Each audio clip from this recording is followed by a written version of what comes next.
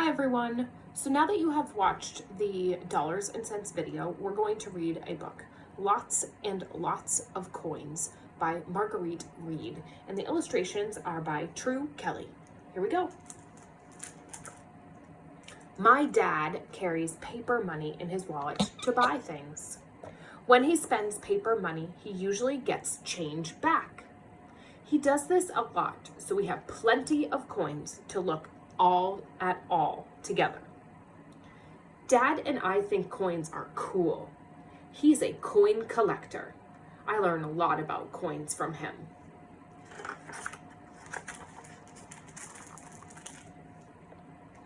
Dad says coins have been around for a long time, hundreds of years, even thousands of years. Once Dad made me laugh. He emptied a pocket full of beads and shells. That's what people used to carry for money. Remember we were talking about bartering? That would be a great example. Some things people used for money.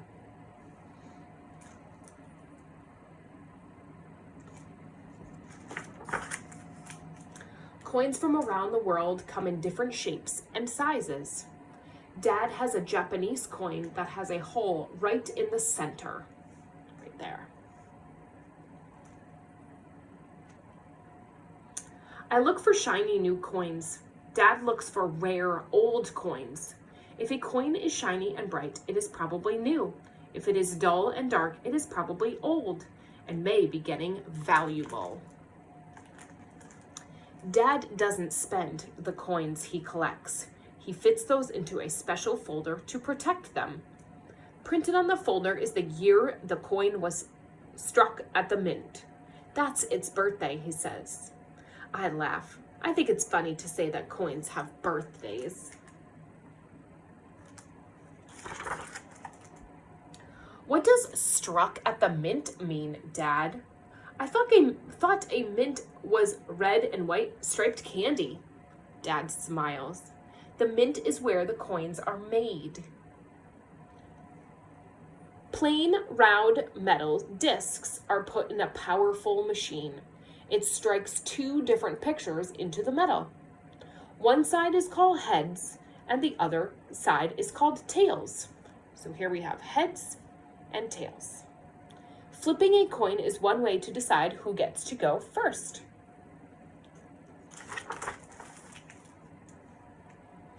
Dad says if a mistake is made at the mint, an odd coin may become a treasure to a collector.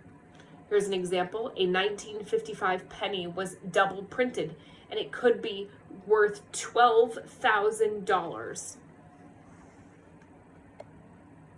Here's another example.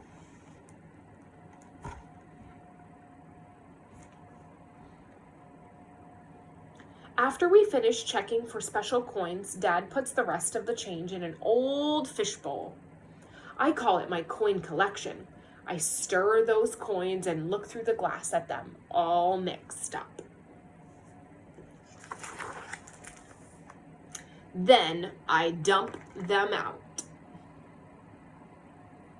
When I look at my coins, it's fun to pretend I'm rich. But I've found out that it takes a whole lot of change to buy a soccer ball or a hamster at the pet store. You have to save up for the things you really want.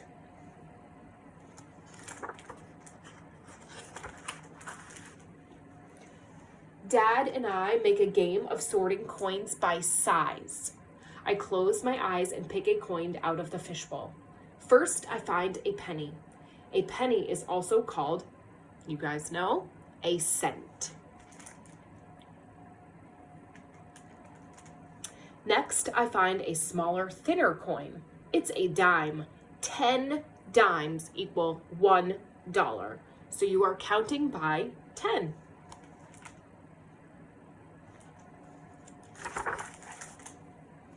Now I'm feeling for a nickel. A nickel is a wider and thicker than a penny.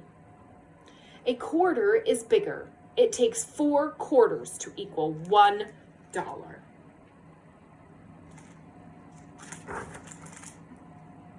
I feel around for the biggest coin. It's called a $half. It takes 2 half dollars to equal a whole dollar. I like to make rubbings of coins. I tape the coin to the back side of the paper and then rub the front side with a pencil. You guys could try this at home.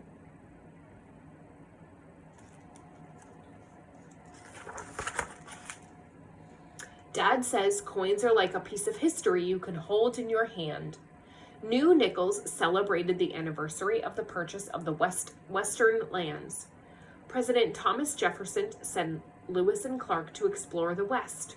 One nickel shows how they traveled to Neilboat by Neilboat.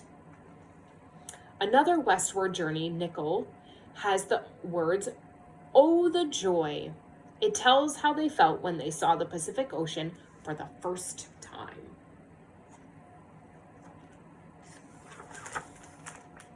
Sacagawea, who guided the Lewis and Clark expedition, took her baby along.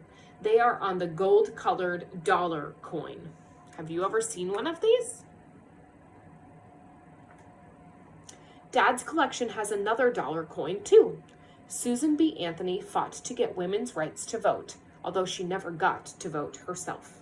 So there is a Susan B. Anthony coin.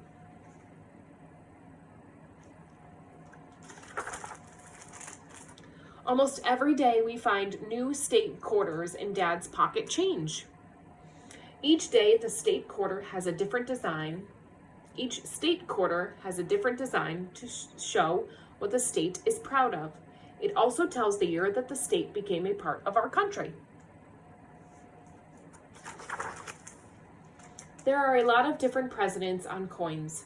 At school, we learn about the ones who helped found our country. John Adams, James Madison, Thomas Jefferson, George Washington. Hey, I tell Dad, all the founding fathers had long hair. I put their coins in one big pile. So that's a different way of sorting them by the pictures. But other presidents have short hair, and I put those in another pile. Franklin Roosevelt is on the dime. Dwight Eisenhower is a big dollar coin, and John Kennedy is on the half dollar. That's such a funny idea, sorting coins by how the presidents wore their hair. Abraham Lincoln goes in a different pile. He had a beard. All my pennies have Abraham Lincoln's picture on the front, but they have different pictures on the back. The first Lincoln pennies have a picture of wheat sheaves on the back. Then came a different picture, the Lincoln Memorial. The newest change shows 4 different times in Lincoln's life. I sort the pennies by the design on the back. Some rare coins are worth a lot of money. Founding Father Benjamin Franklin's designs were used on the first penny authorized by the United States Congress. I wanted to see that penny, but Dad didn't have one. He said that penny is worth more than $1,000.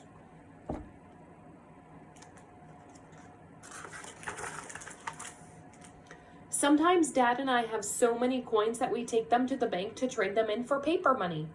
We used to count out sets of coins and fill paper tubes with them, but now there are machines that do that counting for us. I like to see all that money. I'm glad coins keep changing.